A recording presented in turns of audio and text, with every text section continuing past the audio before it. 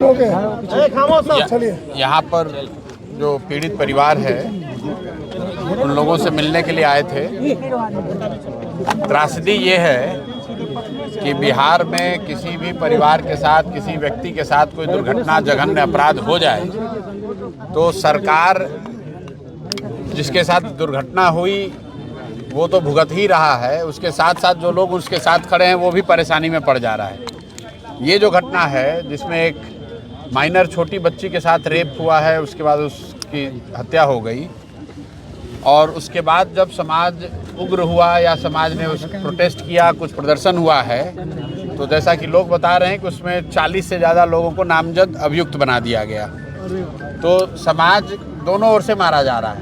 एक तो पुलिस की गलती है कि किसी के परिवार के साथ, किसी के बच्चे के साथ इतना बड़ा जघन्य अपराध हुआ और उसके खिलाफ अगर किसी ने आवाज़ उठाई, कोई आक्रोश प्रदर्शित किया तो उसके बदले में 40 लोगों पर केस भी लगा दिया गया।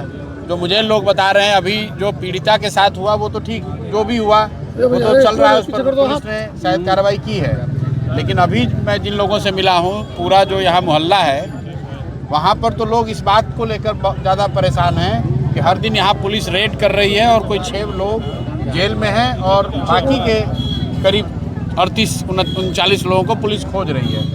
तो मेरा अपना मानना है कि जो कुछ भी हुआ है इसको प्रशासन को मानवीय नज़रिया रखना चाहिए। अपराधी जो है उस पर तुरंत उसको अरेस्ट किया है, उस पर फास्ट ट्रैक कोर्ट में शायद मामला चल रहा है, जल्दी से जल्दी उसको सज़ा मिलनी चाहिए। लेकिन उस घटना से जुड़े हुए जो घटनाक्रम है उसमें कई लोग जो अपराधी घोषित कर दिए गए हैं या जिन पर पुलिस ने केस कर दिया है, उन पर मानवीय रुख अपनाकर लोगों को परेशान नहीं करना चाहिए, उनको छोड़ देना चाहिए। ऐसे अपराध के लिए क्या सिर्फ उम्र कैद की सजा सही है? भाई सज़ा क्या है वो तो पोस्को एक्ट में जो भी न्यायालय तय करेगा वही सज़ा सही मानी जाएगी। हम लोग नागरिक होने के नाते आप तो ये कह सकते हैं कि कड़ी से कड़ी सज़ा मिले जो न्याय संगत हो। लेकिन यहाँ पर जो मामला है वो 2 मामला है।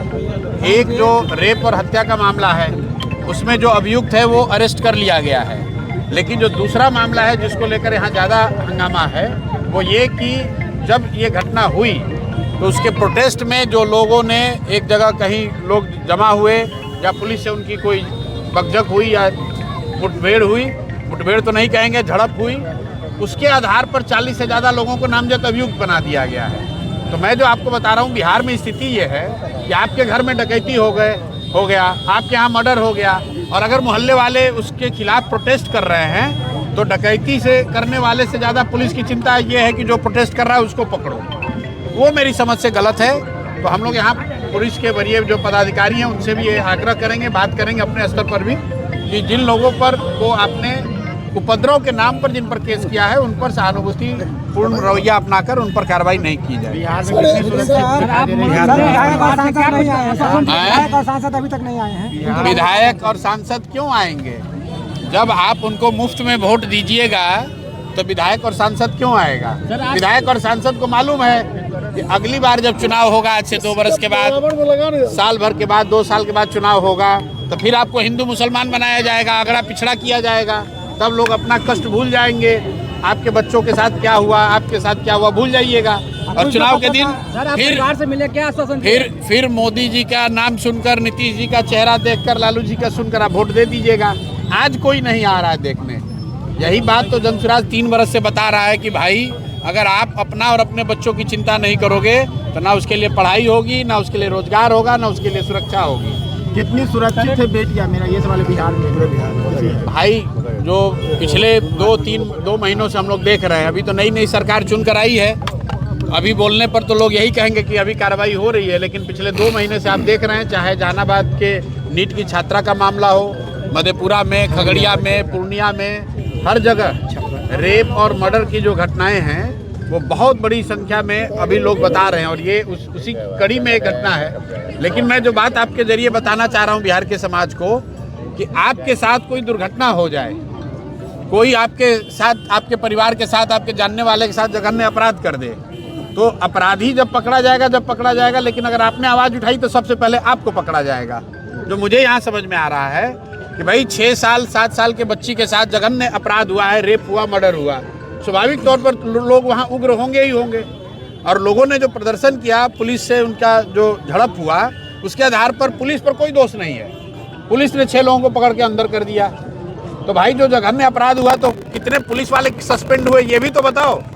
अगर वो घटना हुई ही नहीं रहती तो क्यों पुलिस के साथ किसी का झड़प होता है? तो मूल जो जड़ है, वो जो जघन्य अपराध हुआ है, उस जड़ के लिए जो दोषी है उनको कोई पूछने वाला नहीं है। पुलिस प्रशासन की कोई जवाबदेही नहीं है, लेकिन उनकी लापरवाही से या उनकी कमी से, उनकी गलती से जो दुर्घटना हुई, उसके खिलाफ में जो लोग रोड पर उतरे तो उन पर आपने केस कर दिया। तो इसी के लिए लोग कह रहे हैं कि एकदम कंप्लीट यहाँ पर जो है अधिकारियों का जंगल राज है। आप अधिकारियों के खिलाफ कुछ नहीं कह सकते हैं, कुछ नहीं कर सकते हैं। पुलिस की गलती है, पुलिस को शर्मिंदगी होनी चाहिए, पुलिस को माफ़ी मांगना चाहिए, पुलिस अफसरों पर कार्रवाई होनी चाहिए। यहाँ उल्टे जो लोग पीड़ित हैं उन्हीं के घर के बच्चों को पकड़कर जेल में डाला जा रहा है।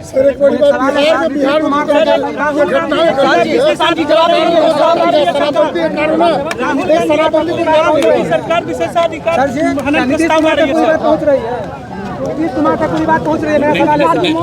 नीतीश कुमार तक पूरी बात पहुंच रही है सर। नीतीश कुमार के पास बात कैसे पहुंचेगी? नीतीश कुमार जब वोट मांगने आए तो लोगों ने उनको बक्सा में भर के वोट दिया है। तो नीतीश कुमार अपना कान में तेल डालकर बैठे हुए हैं। क्या इस मामले विपक्ष एकजुट है सर? राहुल गांधी के खिलाफ मोदी सरकार विशेषाधिकार हनन प्रस्ताव ला रही है। राहुल जी और कांग्रेस के लोग सक्षम है उस विशेषाधिकार से लड़ने के लिए, उसकी चिंता करने की जरूरत नहीं है। आप पुलिस की बात कर रहे हैं प्रशांत जी, आप पुलिस की बात कर रहे हैं।